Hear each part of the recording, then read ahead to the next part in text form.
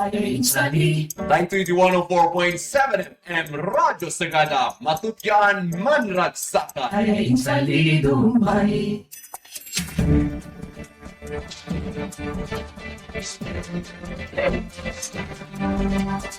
Damdamat Radyo Sagada.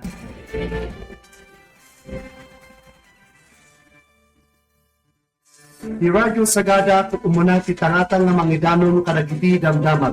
Iti 104.7 FM, idanon ni kada kayo ti madama ang mapaspasamak iti pagilian, iti Cordillera ken Northern Luzon. Ken banbanag may panggit iti komunidad. Damdamat Radyo Sagada.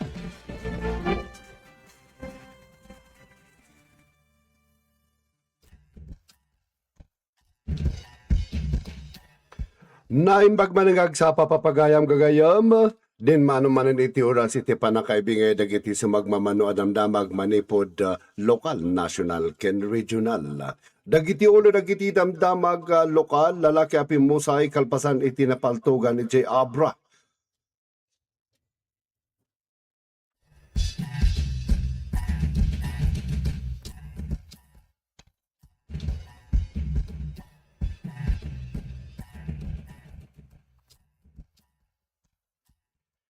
Dadumapay kanayon na dagiti ulo dagiti damdamag lokal, gobyerno ti syudad ti Tabuk, amang papigsa iti mental health.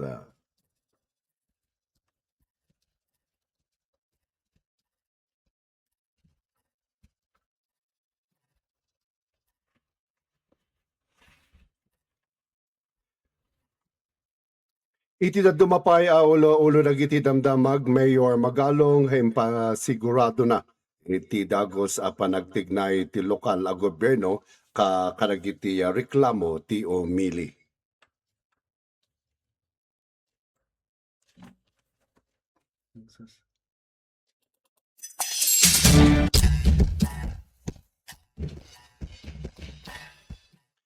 Iti na dumapay nga ulo dagiti damdamag National Department of Agriculture nakasaganan na dagiti konkreto nga dang nga kontra iti pangtati El Nino.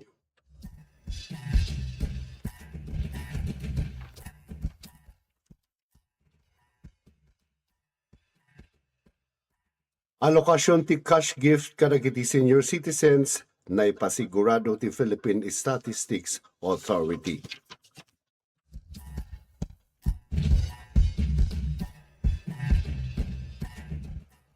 $198 million na litro ti diesel simangpot iti pagilyan.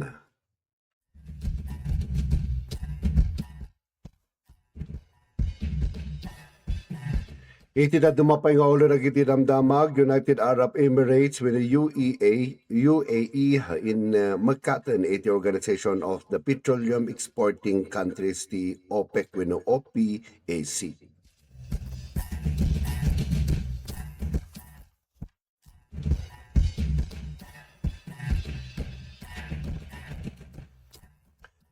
Dagiti mata detalye dagiti damdamag nasyonal inanunsyo iti Department of Energy DOE iti sasangpot ti pangkabuklan 198 million a litro ti diesel kaspasat ti adang ti gobyerno tapno patibkeren ti supply ti langis iti baet iti agtultuloy a rinupak iti Middle East.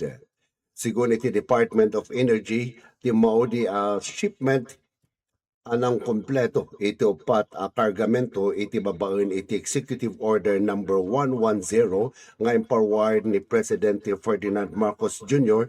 tapno protektaran ti ekonomiya kontra iti pabaliw-baliw a presyo ti langis iti world market. Inbatad ni Energy Secretary Sharon Garin iti baligi a delivery nga induluan ti Philippine National Oil Company Exploration Corporation wenno PNOC wenno AC ket pamaneknek iti insigita tignay ti gobyerno tapno may pasigurado ti umdas a supply ti petrolyo iti pagilyan. Naipaay dagiti shipment sa kadagiti kangrunaan nga hub ijay Batangas, Subic, ken Davao tapno madaan iti umdas a supply kadagiti nagduduma apasot ti Pagilian.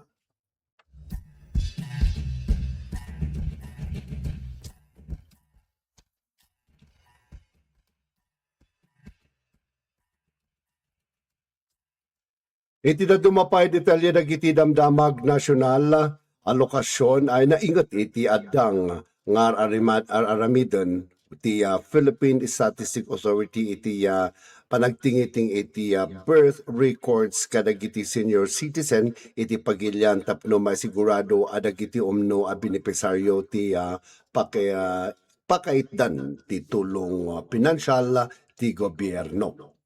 Basar iti kodyan na report iti ahensya baligi na proseso da ti umabot iti 29,546 nga aplikasyon na adinmalan iti verification process da. Iti nasaong nga ket direkta nakaipalaon iti implementasyon iti Republic Act number 11982.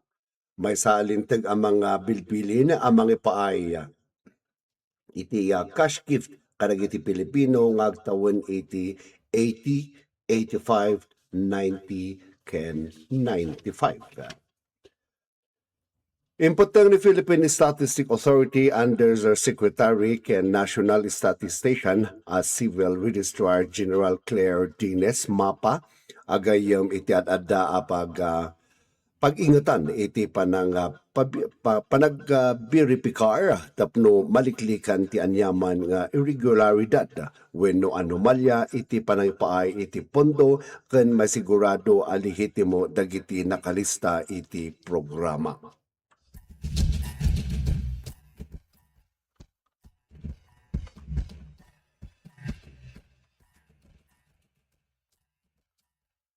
Iti na dumapay detalye dagiti damdamag nasyonal nakasagana na dagiti konkreto nga adang ti Department of Agriculture DA tapno masolusyonan iti pangtatiil ninyo ken maprotektaran ti sektor ti agrikultura kontra iti epekto ti El Nino ken panagkurang ti danom iti Pagilian.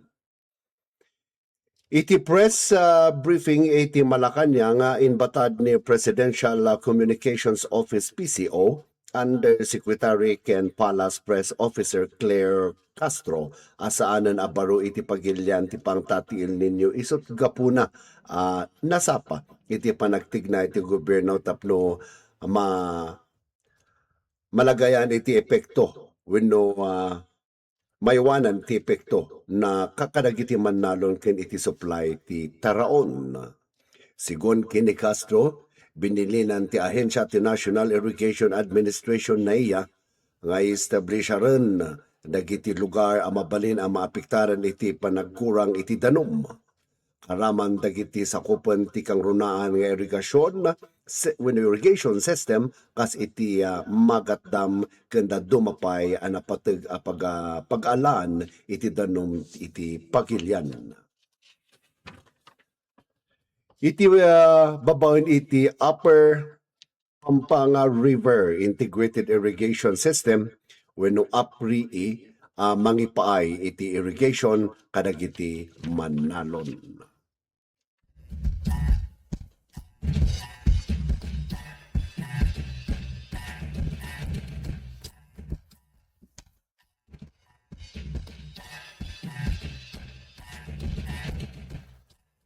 Iti na tumapay detalye dagiti damdamag nasyonal inwaragawag ti United Arab Emirates wenno UAE ang naglusulos sa dagitoyen iti Organization of the Petroleum Exporting Countries wenno OPEC. Sigon kini UAE Energy Minister Suhail Muhammad Al Masroui inkadeng na itinasaw a desisyon kalpasan iti naingat a panagsukimat da iti energy strategies iti regional power.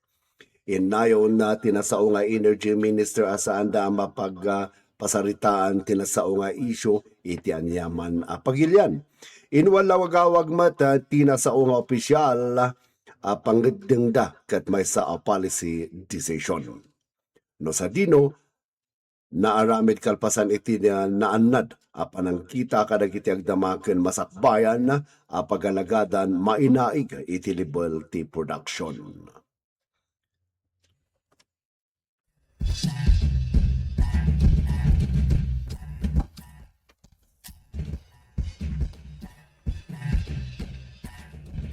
Manipon mat kadagiti detalye dagiti damdamag lokal in pasigurado ni Baguio City Mayor Benjamin Bueno Pinhamin Magalong ti Dagos panagtignay iti lokal a gobyerno kadagiti reklamo ti umili.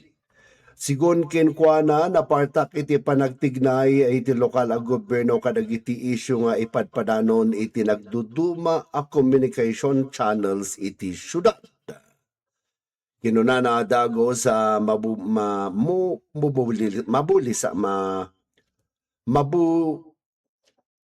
mamobilisa dagiti response team iti oras nga ta iti naawat a reklamo. Impagadat paaya ni Magalong nga katuan kadagiti pakasaknan ket maaksyonan iti uneg iti 24 nga oras. Ken iti sumagmamano agundaway ket sumagmamano agundaway laeng nga oras iti more oray sakbay daytoy amarisot.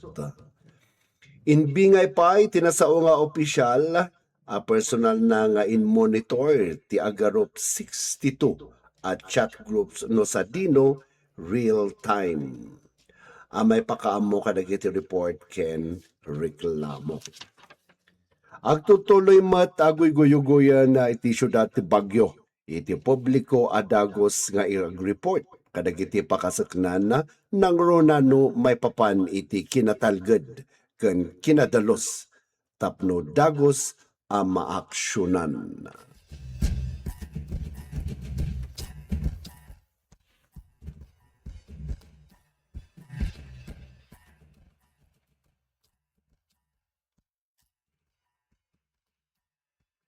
Iti dumapay detalye dagiti damdamag iti papigsaan ti gobyerno ti syudad ti Tabok ti community-based mental health care system. Iti babaen iti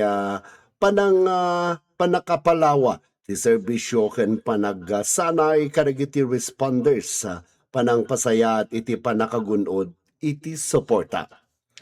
Insigon iti City Health Services sa office nakalista iti 29 nga kaso iti suicide iti 25 nga 11 tinatay may bilangan ditoy iti 12 individual nga agtawen 19 pababaken 17 nga ag-edad iti 20 pangato iti Enero 2026.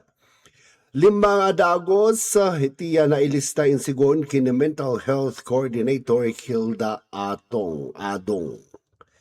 Inaw na paya 53 ti baro nga pasyente iti nabiit pay anatrato kadagiti kasasad akas iti psychosis, schizophrenia, bipolar when bipolar disorder ken depression.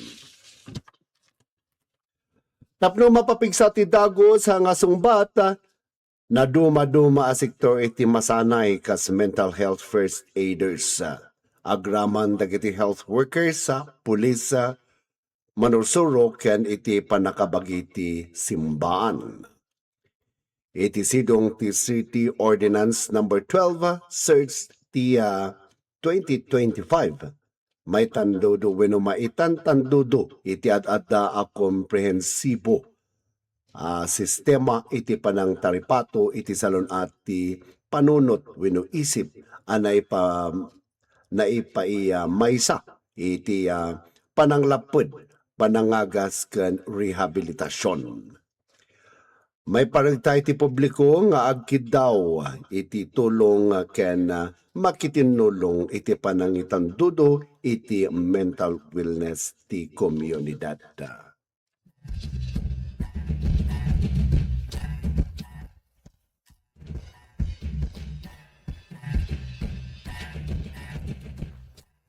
Iti maudi adamdamag iti maudi aditali tinamdamag lokal madama iti investigasyon iti Peñarobia MPS iti napasamak apamaltog iti sitio Barangay Lusa ka Peñarobia Abra iti Kalman April 28. Nabigbig iti biktimaan ni Mr. Bernard Banderel winukulet. Nasawaan, empleyado iti Abra Electric Corporative Incorporation wenno Abreco ken residente iti Zone 4 Bangged Abra. May basar iti initial nga investigasyon dagiti otoridad nakawat ti Peñarobia MPS iti impormasyon saknan iti bangkay ti tao nasarakan iti nasao lugar. Dagos ang nagresponde dagiti otoridad no sa dino nasarakan dati dara-dara abangkay biktima iti abay ti motorsiklo na daytoy. Sigon kini Police Captain June S. Saliwan, Chief of Police iti Peñarobia MPS, agtultuloy iti investigasyon tapno mabigbig ti suspect ket ti ken ti motibo daytoy.